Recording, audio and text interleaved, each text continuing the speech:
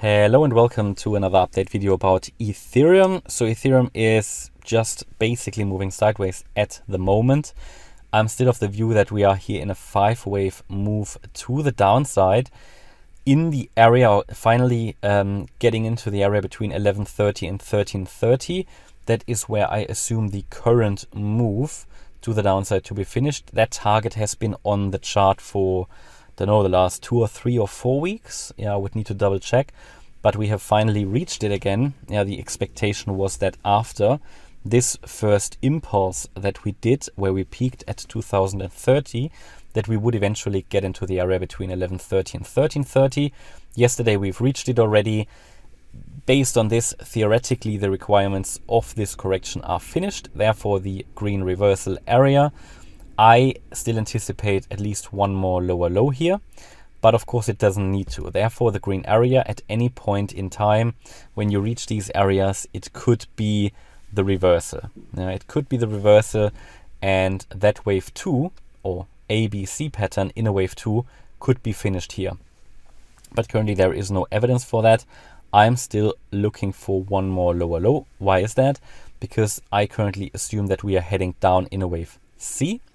And in the wave C, you have 5 waves. We can count the wave 1 complete, the wave 2, the wave 3. This here is a wave 4, which could still move higher all the way up to 1467. And then I anticipate one more dip. The Fed interest rate decision could be the catalyst for one more dip. But I also can't rule out that the move down is already finished because we reached the green area.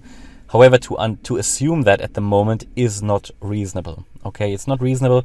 I'm waiting for one more dip. And only if we go above 1467 in an impulsive move, then we would need to reconsider this and would probably have to wait for the first one too. But at the moment, I'm looking for lower levels. Again, I can't rule out that we will go to the 50% fib level in this current scenario. This is an important resistance level anyway, as you can see here, and the an important structural or important Fibonacci level if we look at the current wave as a wave 4. So we can count 3 waves as complete already. So as I said in the previous video, we need to be on high alert that this wave 4 could be over, but we don't really have a signal for that. The signal would be the move below the wave X, so a break below 1320 pretty much.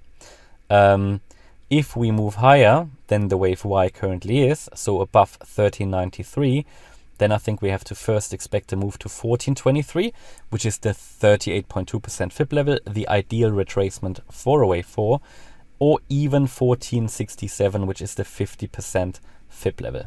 So these are, again, the 2 key levels that we're looking at here. At the moment, we're just sort of swimming sideways, and any of these levels will give us much more clarity where the next wave is heading. Because if we break below the 1320 level, first support will be around 1280, but then I would anticipate the overall wave 5 to end around 1250, 1240 in that region.